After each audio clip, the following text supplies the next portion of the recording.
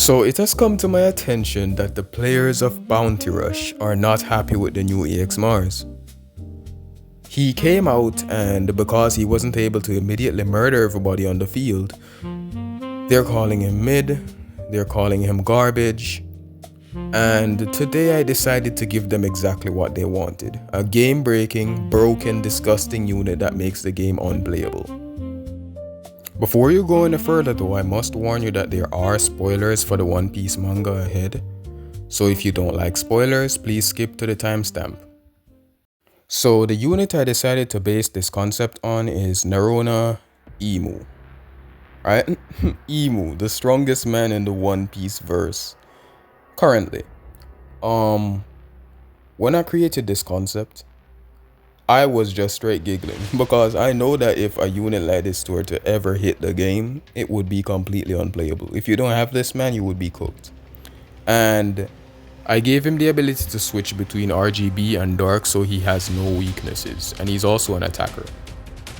And to kick off Emu's kit, I'll start with the skills, particularly skill 1. Joy Boy was not this weak. Moves towards enemy at a long range and attacks once with a knockback effect. Attack ignores obstacles and deals 100% more damage to character type Straw Hat Pirates. Skill animation changes when attacking character type Monkey D. Luffy and pins him to the nearest wall. Now my idea with this skill was to basically make it a sword, like thrust, but this time it has a special effect. And this isn't a status effect, so it cannot be nullified. When it hits Luffy, it will, and I mean it will, just slap him and stick him to the nearest wall for like 10 seconds. Alright, so next up is actually Emu's skill 2, Frogger Arc.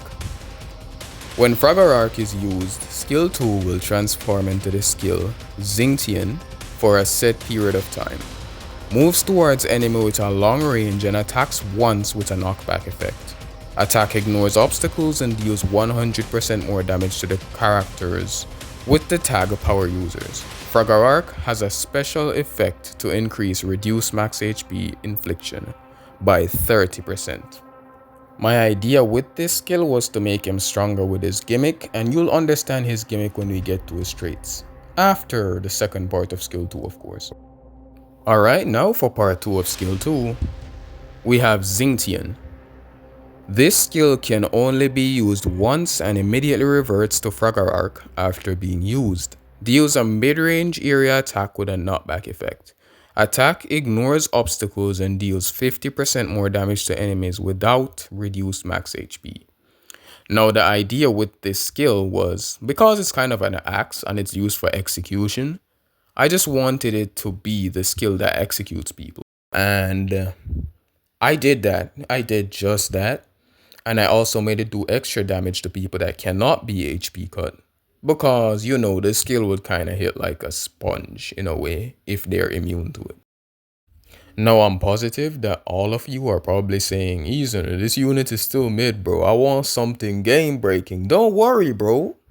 The traits are where I put everything game breaking. And I'm about to pull them up now. So don't be crying if a unit like this ever drops in the game, bro. Y'all said Mars was mid? Y'all said y'all wanted something better? I'll give you something better. Now, to kick off the traits, I have the very top parts of his traits, right? His survivability and so on. Unique character traits. He's a unique character, actually. I forgot to mention this. This character has the ability to perform a stance change. When in stance of flight, character moves 50% faster and has the trait 1 HP will be left even if KO'd by enemy. This is indefinite, meaning that it cannot run out. You will keep respawning with 1 HP regardless of how many times you die. When in stance of offense, character deals 50% more damage and has the trait recover 15% of HP when enough damage is taken to KO the character. And again, this is indefinite like the other skill. Now for the character traits. When attacking an enemy with the element you are strong against, switches to stronger element and deals 50% more damage to the enemy and reduces skill 1 cooldown by 20%. Now I worded that horribly, but what I actually meant is whenever you attack an enemy, switches to the strongest element and deals 50% more damage to them. when they're the weaker element, of course. Removes current parameter reductions and nullifies incoming parameter reductions. That's just to prevent S-Snake from just walling the man. When performing a perfect dodge, reduce the cooldown time of skill 2 by 30% and teleport towards the enemy. Then deal a mid-range area attack with a knockback effect. This also deals percentage damage, 30%. Really cool. Now y'all are still probably saying easy now. Come on bro, this still isn't strong enough. But don't worry bro. When I get to trait 2 and the boost trait, you will see why it's broken. Alright, next up we got trait 1. When attacking an enemy, 100% chance to increase defense by 10%, increases up to 100%, the maximum, but resets once KO'd, obviously, and reduce the cooldown time of skill 1 by 3%. When attacking an enemy with a skill, 50% recovery of damage given up to 15,000, and removes and inverts enemy parameter buffs by 100%.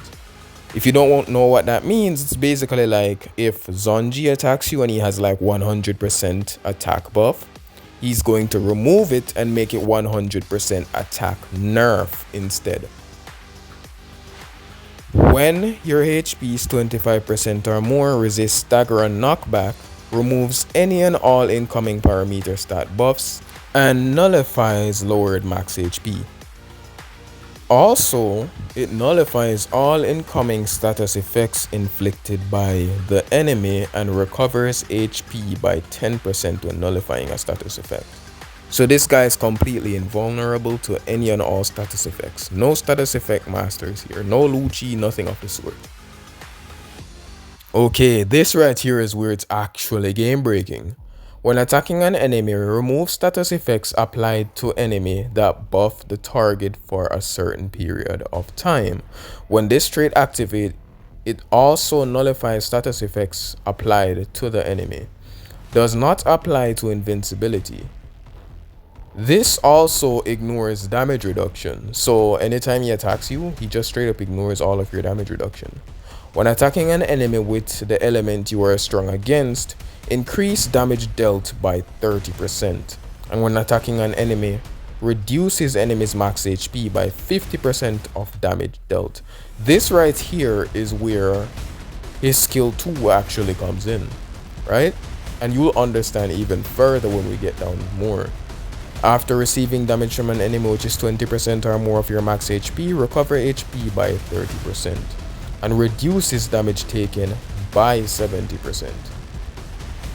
When using skill 2, Xingtian, to attack an enemy with a lowered max HP, nullifies an enemy's traits and KOs them instead of doing damage. So it's like Saturn or Shiryu if you're familiar with it.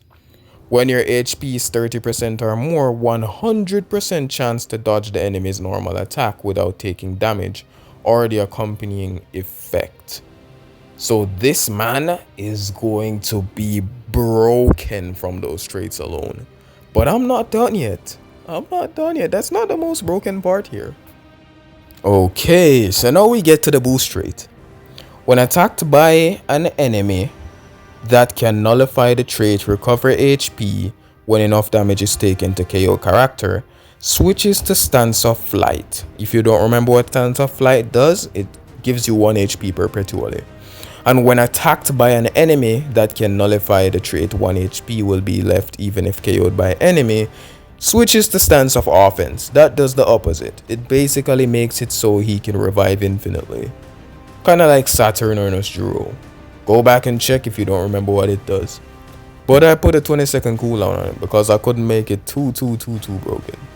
So basically what this does is, if you aren't jumping him with somebody with the opposite trait, you're not gonna be able to kill him. He won't die. So y'all complaining that the unit is too weak?